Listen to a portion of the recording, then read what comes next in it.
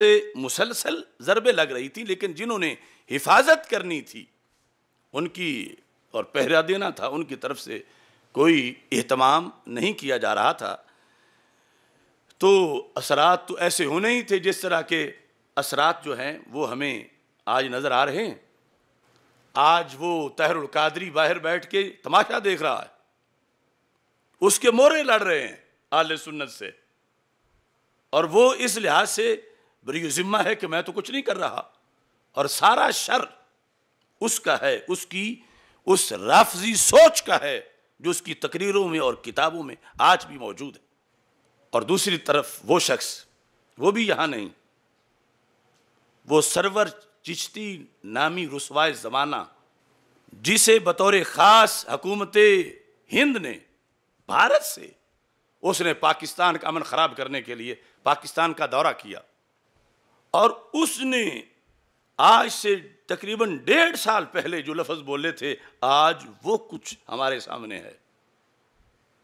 کبھی سوچا جا سکتا تھا کہ سنی سے یہ زیادہ ہو، کسی خانقاہ کا گدی نشین ہو یا سنی ورکر ہو، اور وہی اعلی حضرت امام احمد رضا خان فاضل بریلوی رحمۃ اللہ علیہ کو بھونکنا شروع کر دے، جس طرح کہ آج آپ دیکھ رہے ہیں فیس بک پہ کتنے ایسے پیج ہیں جو یہ طاہر القادری کے لونڈوں کے ہیں اور اس کے ساتھ ملے ہوئے لوگوں کے ہیں۔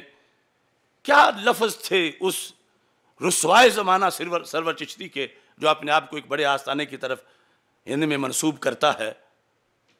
اس کے لفظ تھے کہ ایک طرف فکر حسین والے ہیں اور دوسری طرف فکر رضا والے ہیں، ایک طرف اہل سادات ہیں اور دوسری طرف اہل مدارس ہیں، اور ہم فکر حسینی والے ہیں اور ہم اہل سادات جو ہیں، ہم نے ان لوگوں کا مقابلہ کرنا ہے۔ یہ اس نے ٹارگٹ دیا تھا، اور یہ کتنا بڑا ظلم تھا کہ جو فکر حسینی اور فکر رضا کو مقابلے میں بیان کر رہا تھا، اس جملے میں اول سے آخر تک رفض بھرا ہوا ہے۔ وہ فکر رضا نہیں جو فکر حسینی سے ٹکرائے، اور وہ فکر حسینی نہیں جو فکر رضا سے ٹکرائے۔ یقیناً فکر حسینی مقدم ہے، شروع سے آ رہی ہے، لیکن جس حق کا نام فکر رضا پڑا اسے ہی پہلے فکر حسینی بھی کہا جاتا تھا۔ اگر ان غنڈوں اور بدماشوں نے اہل سنت کے اس مرشد کے خلاف انڈے دے کے چوزے نکالے ان رافضی مرغیوں نے کہ جن کا فتاوی رضویہ نہ ہو تو اہل سنت اپنے نظریات کو محفوظ کیسے کر سکیں۔ انہوں نے مکتوبات شریف کے خلاف لوگوں کو تیار کیا۔ اگر فکر مجدد الفسانی کو چھوڑ دیا جائے تو کیسے اسلام کی حفاظت کی جا سکے؟ یہ تھا کہ اہل سادات اور اہل مدارس آپس میں ٹکرا جائیں کہ ہم ان لوگوں کو پالتے ہیں، ہم ان کو زکاتیں دیتے ہیں، یہ مدارس بناتے ہیں، اور پھر یہ ہماری مانتے نہیں۔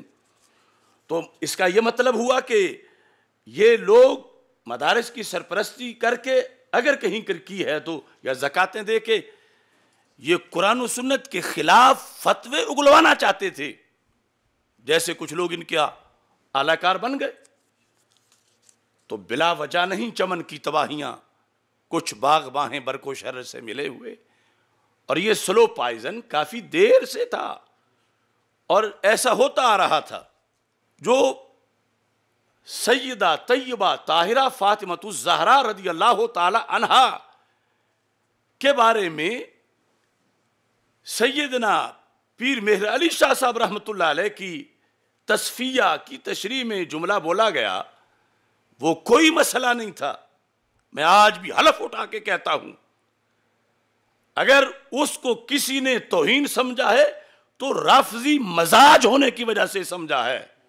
اور یہ بات بریلی شریف سے اس فتوے میں بھی لکھی گئی جو ابھی ایک شخص کے خلاف اس کی 21 باتوں پر تبصرہ کرتے ہوئے انہوں نے لکھا کہ اس کو جن لوگوں نے سمجھا کہ یہ توہین ہے، اسے توہین کہنا یہ رافضیت ہے۔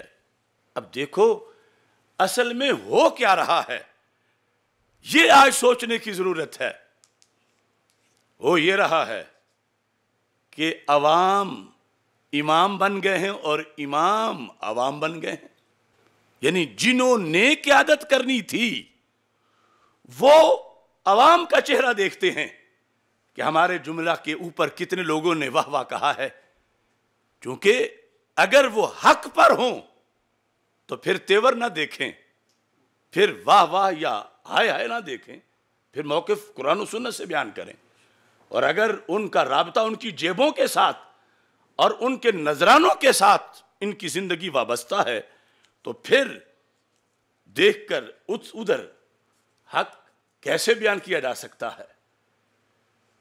رافضیت کے اصول جدا ہیں، اہل سنت کے اصول جدا ہیں، اور اس میں کوئی دوسری رائے نہیں۔ جو چیزیں، جو سے مراد کوئی دو چار نہیں، سینکڑوں جو رفض میں جن کو محبت اہل بیت اطہار رضی اللہ تعالی عنہم، محبت علی، عقیدت سیدہ فاطمہ رضی اللہ تعالی عنہا، محبت حسنین کریمین رضی اللہ تعالی عنہما کہا جاتا ہے، رافضیت کے مذہب میں اہل سنت کے ہاں وہ قطعاً کفر ہیں، اور وہ 14 صدیوں سے ہمارے اصولوں میں ہمارے اکابر نے قرآن و سنت سے لکھی ہوئی ہیں۔ اب دوڑ معاشرے میں یہ ہے کہ فضیلت تو ہے محبت اہل بیت کی، اس میں کوئی شک نہیں، اور میں نے جس طرح تمہید میں کہا کہ جھگڑا محبت اہل بیت میں نہیں، جھگڑا اہل بیت کی محبت کی شرائط میں ہے۔ اب ان کے ہاں محبت اہل بیت مقام نبوت سے ٹکرا جائے تو پھر بھی جائز ہے، رافضیت کے ہاں محبت اہل بیت الوہیت سے ٹکرا جائے پھر بھی جائز ہے، برابر ہو جائے یا آگے نکل جائے، ان کے ہاں کچھ بھی نہیں۔ یعنی وہ اتنے غلط نظریات کے اندر دھنسے ہوئے ہیں، لیکن ہم صراط مستقیم والے ہیں، ہم قرآن و سنت والے ہیں، ہمارے ہاں اصول ہے، محبت کی شرطیں ہیں، اور یہ حملہ انہوں نے سمجھا جب میں نے محبت اہل بیت کی شرائط کا تقاضا کیا، شرائط کا بیان کیا قرآن و سنت سے، اکابر سے، اور یہ بیان جس وقت ہم وہ 10 سال ادھر لگا کے واپس لوٹے، 1 فروری 2020 کو محبت اہل بیت رضی اللہ تعالیٰ عنہ کانفرنس ایوان اقبال میں، جب بڑی بڑی خانقاہوں کے سجادہ نشین بھی ہمارے ساتھ بیٹھے ہوئے تھے، لیکن جوں ان شرائط کو بیان کرنے پر سنگ باری ہوئی تو سب نے اپنا منہ علیحدہ علیحدہ کیا کہ اتنے پتھر کھائے گا کون؟ توہین سیدہ فاطمہ رضی اللہ تعالی عنہا مسئلہ نہیں، 1.5 سال ہو گیا میں ان سے کہہ رہا ہوں کہ اگر کسی میں ذرا بھر سکت ہے تو وہ سیدنا مہر علی شاہ صاحب رحمۃ اللہ علیہ کی تصفیہ کے اس سوال اور جواب کو اپنے گھر میں بیٹھ کے اس کی ویڈیو تیار کر کے، اگر تشریح نہیں کر سکتا صرف ان کا لکھا ہوا پڑھ کے لوگوں کو پیش کر دے۔ ایک بندے نے بھی پیش نہیں کیا پورا سوال اور پورا جواب۔ ان کی بہادری دیکھو، ان کے کارنامے دیکھو، ایک بندہ بھی کیوں؟ اگر وہ پڑھ کے سنائے گا تو لفظ اسے ملامت کریں گے کہ تو ڈاکٹر جلالی پر توہین کا الزام لگاتا ہے، اس نے تو اس کو بڑا نرم کر کے پیش کیا ہے، یہ پیر صاحب کے لفظ تو بڑے سخت ہیں لیکن حقیقت ہیں جو کہ عقیدہ ہے۔ جب وہ آگے سے لفظ عفو بول رہے ہیں کہ اس کا یہ مطلب نہیں کہ یہ پاک گروہ معصوم ہے، یہ پورے یہ تازہ روافظ ٹولہ جن کو میں اہل ترفظ کہتا ہوں، پھر آج جو لوگ تشویش محسوس کر رہے ہیں وہ کوئی مجھے ایک کو ان کی اپوزیشن نہ سمجھیں. یہ اپوزیشن ہے سارے پیر میر علی شاہ صاحب رحمۃ اللہ علیہ کی. یہ اپوزیشن ہے امام احمد رضا بریلوی، مجدد الفسانی، شیخ عبدالحق محدث دہلوی، اور اوپر امام مسلم، امام بخاری رحمۃ اللہ علیہم. یہ سب کی اپوزیشن ہے. یہ اصل میں مسئلہ ہے. اب جو اس زمانے میں جب سیدنا مہر علی شاہ صاحب رحمۃ اللہ علیہ تھے، جو چیز اس وقت توہین نہیں تھی، آج کیوں مزاجوں کو توہین لگ رہی ہے؟ اور وہ صرف ایک عبارت نہیں، وہ 10 عبارتیں ہیں ان کی مختلف کتابوں میں. اور وہ صرف سیدہ پاک کے بارے میں نہیں، وہ انبیاء علیہ السلام کے بارے میں بھی ہیں. تو پتہ چلا وہ پیر صاحب تو نہیں بدلے، یہ بدل گئے. اب تیز دھوپ میں پاکستان میں تم بہت اعلیٰ کوالٹی کا اے سی لگا کے بیٹھو، پھر بھی گرمی لگے گی کہ باہر دھوپ ہے. لیکن جہاں ٹھنڈے علاقے ہیں وہاں اے سی نہ بھی ہو، پنکھا بھی چلے گا تو ٹھنڈک لگے گی. کیا تمہارا جسم نے آیا ہے؟ نہیں، ارد گرد کے حالات اور ہیں. پیر صاحب اپنی جگہ برحق تھے اور ہیں، لیکن ادھر تھا جو ناخوب بتدریج وہی خوب ہوا. کسی کے اوپر اس کی بہو غالب آ گئی، کسی پر اس کے اپنے سسرال غالب آ گئے، کسی کا چچا بدعقیدہ ہوا تو کسی کا ماموں بدعقیدہ ہوا. تو یہ قصور اشرف آصف جلالی کا ہے. اس طرح رفض سرایت کر گیا کہ ان لوگوں نے پیسے کے زور پر، روافض نے اپنا وہ نظریہ کہ جو شرعی محبت نہ تھی، جو کفر تھا، اسے محبت اہل بیت اطہار رضی اللہ تعالی عنہم قرار دے کر اہل سنت میں لانچ کیا.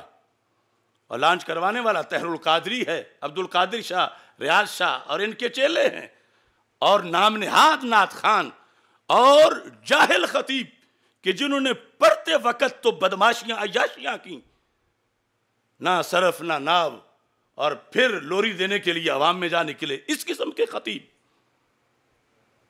تو یہ قصور تو ان کا ہے. پڑھ لیتے تو آج ایسی چبڑے نہ مارتے. یہ میرا قصور تو نہیں. اب وہ اصل مسئلہ محبت اہل بیت نہیں، محبت اہل بیت رضی اللہ تعالی عنہم کی شرائط ہیں. اور ہر چیز کی شرطیں ہوتی ہیں، گھپلے سے تو کوئی چیز بھی نہیں ہوتی. اب نماز فرض ہے. ایک ہے فضیلت نماز اور ایک ہے شرائط نماز. اگر قوم کو صرف فضیلت ہی بتائی جائے اور طریقہ نہ پڑھایا جائے کہ نماز پڑھنی کیسے ہے، اس کی شرطیں کیا ہیں، اس کے رکن کیا ہیں، تو کیا نماز رائج ہو جائے گی صحیح لوگوں میں؟ شرائط، فضیلت طے شدہ ہے. محبت اہل بیت کی فضیلت طے شدہ ہے، ایمان ہے، مگر اس فضیلت کی شرائط بھی ہیں. اور ان شرائط پر اغوا کیا ہے طاہر القادری اور عبد القادر شاہ وغیرہ نے قوم کو، کہ جو روافض کے نزدیک چیزیں تھیں، سنی شرائط کے خلاف تھیں، انہیں عوام میں رائج کر دیا. اور پھر کہنے لگے اب ایسا کہو گے تو عوام نہیں مانتے. ایسا اگر بتاؤ گے جو بخاری کے مطابق ہے، مسلم کے مطابق ہے، قاضی خان اور تاتار خانیہ کے مطابق ہے، مکتوبات شریف اور فتاوی رضویہ کے مطابق ہے، مگر ایسا نہ کہو، عوام نہیں مانتے. تو عوام پھر اصل تو نظریہ یا پاور اماموں کی تو نہ رہی، عوام کی ہو گئی. پھر علماء کو تو تقلید عوام کا کلمہ پڑھ لینا چاہیے کہ جو اندھے ہیں آنکھوں والے اندھوں کے پیچھے چلیں. اور وہ عوام کیوں خراب ہوئے کہ ادھر سے رفض، بزریہ، طاہر القادری اور یہ چند جو لوگ تھے، انور شاہ وغیرہ، اس طرح آیا اور آگے اس کو روکنے والے ان کا انہوں نے خود بندوبست کیا ہوا تھا. جماعت اہل سنت، مرکزی جماعت اہل سنت، ایسے ان کے اندر اپنے لوگ داخل کیے ہوئے تھے. کہ ان چیزوں کا رد نہیں کرنا، اسے محبت اہل بیت ہی کہنا ہے۔